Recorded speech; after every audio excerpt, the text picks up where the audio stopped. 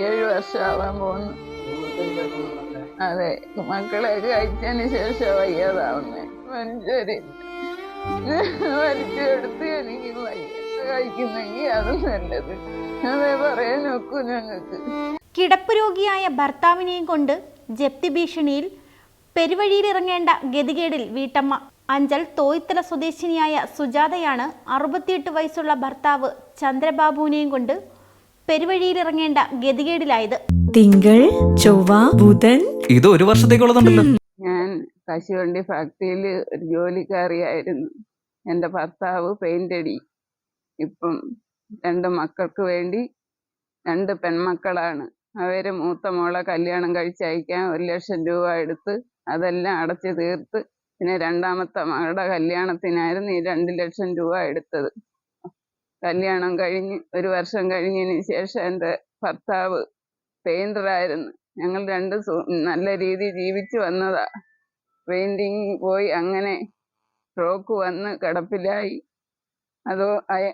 അതോടുകൂടി എൻ്റെ ജീവിതം പോയി സാറേ. ഞങ്ങൾക്ക് വീടില്ലായിരുന്നു. വീട് സർക്കാരിൻ്റെ ഒരു വീട് കിട്ടി. ആകപ്പാടെ 7 സെന്റാ ഉള്ളത്. അത് ജിപ്തിയിലായാലെ കൊണ്ട് ഞാൻ ഈ വയ്യാത്ത മനുഷ്യനെയും കൊണ്ട് എങ്ങോട്ട് ഇറങ്ങി പോകും? പെരുവഴി അല്ലാതെ ഞങ്ങൾക്ക് സ്ഥലമില്ല. മൊത്തം ഇതാണ് ഞങ്ങളുടെ അവസ്ഥ. നല്ലവരായ നാട്ടുകാരും ബന്ധുക്കളും എല്ലാവരും തന്ന് സഹായിച്ചാൽ ഞങ്ങൾ ഇത്രയും കാലം കഴിഞ്ഞു കൂടിയത്. അതിന് മരുന്ന് മേടിക്കാൻ പോലും നിവർത്തിയില്ലാതെ ഞാൻ വലയുക. കണ്ടവരായി എല്ലാം പിടിച്ചെടുത്ത് വരെ എൻ്റെ ഭർത്താവിനെ ഞാൻ നോക്കുക. യാതൊരു മാർഗവും ഇല്ല ജീവിക്കാനും കൊണ്ട്. ഒരു നേരം മരുന്ന് മുടങ്ങിയ അങ്ങേർക്ക് പൈൽസ് പോലുള്ള ജന്നി പോലെ വരികയും ഉരുണ്ട് വീണ് തളർന്ന് കിടക്കും. പിടിച്ചിഴിപ്പിക്കാൻ പോലും ഇവിടെ ആരുമില്ല. ഞാനും എൻ്റെ ഭർത്താവും തന്നെയുള്ള ഒരു ആൺതുണ പോലും ഇല്ലാതെ ഞാനിവിടെ കിടന്ന് വിഷമിക്കുക. ഇങ്ങനെയുള്ളടത്ത് എന്ത് കിടക്കാടോ? ഈ വീടും പോയാൽ ഞങ്ങൾക്ക് താങ്ങിന് ആരുമില്ലേ? നിങ്ങൾ അർഹതപ്പെട്ടവർ ഇത് കണ്ട് എന്തുവാ വേണ്ടുന്നതെന്ന് വെച്ചാ ചെയ്ത് ഈ ജിപ്തിയിൽ നിന്ന് ഒഴിവാക്കി തന്ന് സഹായിക്കണം. നല്ലവരായ ആളുകളെ തന്ന് സഹായിച്ച് ഞങ്ങളെ രക്ഷിക്കണം. തോയ്ത്തല സുജാത ഭവനിൽ സുജാതയും സുജാതയുടെ ഭർത്താവ് പെയിന്റിംഗ് തൊഴിലാളിയുമായ ചന്ദ്രബാബുവുമാണ് ഈ ദുരവസ്ഥ നേരിടുന്നത്. ഇവിടെ വന്നിരുന്ന അവരുടെ കാര്യങ്ങൾ നടക്കുമോ സാറേ? 2 കുഞ്ഞുങ്ങളെ പോറ്റണ്ടേ? അവര് ജോലിക്ക് പോകാതെ അവരുടെ കാര്യങ്ങൾ നടക്കുമോ? അവര് വരും, 2 ദിവസമൊക്കെ മക്കളെ നിൽക്കും, പിന്നെ പോവും. അങ്ങനെ നിൽക്കുക.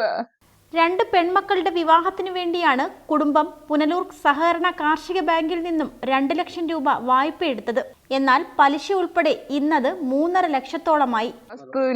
വസ്തു അന്ന് ഒരു കുഞ്ഞ്, ഞാൻ പറഞ്ഞില്ലേ, ഒരു പച്ചക്കട്ട കെട്ടിയ ഒരു കുഞ്ഞ് വീടായിരുന്നു.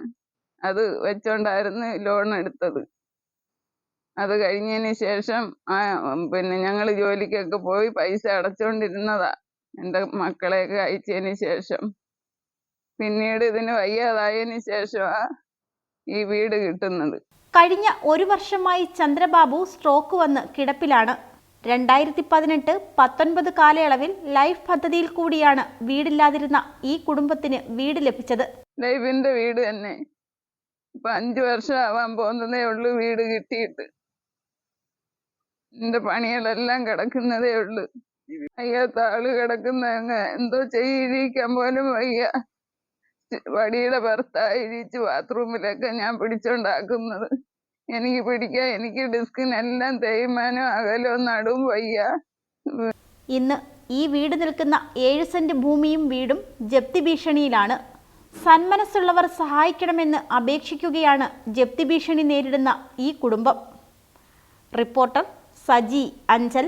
തിങ്കൾ, ചൊവ്വ, ബുധൻ. ഇത് 1 വർഷത്തേക്കുള്ളതുണ്ടല്ലോ. ഇതേ എനിക്കുള്ളതാ. ഫാമിലിക്കുള്ളത് എടുക്കാൻ പോകുന്നേ ഉള്ളൂ. ഇത്രയും വിലക്കുറവും കളക്ഷനും കണ്ടിട്ടേ 365 ദിവസത്തേക്കും എടുത്താലോ എന്നാ. ഞെട്ടിയോ? ഇതുപോലൊന്ന് കണ്ടാൽ ആരും ഞെട്ടും. ഇത്രയും വിലക്കുറവിൽ ഇത്രയും കളക്ഷൻസ് വേറെ കണ്ടിട്ടുണ്ടോ? ഒത്തിരി കളക്ഷൻ, ഇത്തിരി വില. അറ്റ്ലസ് അഫോർഡബിൾ ഫാഷൻ ഡെസ്റ്റിനേഷൻ ഇനി കൊല്ലം ജില്ലയിലെ കടയ്ക്കലിൽ.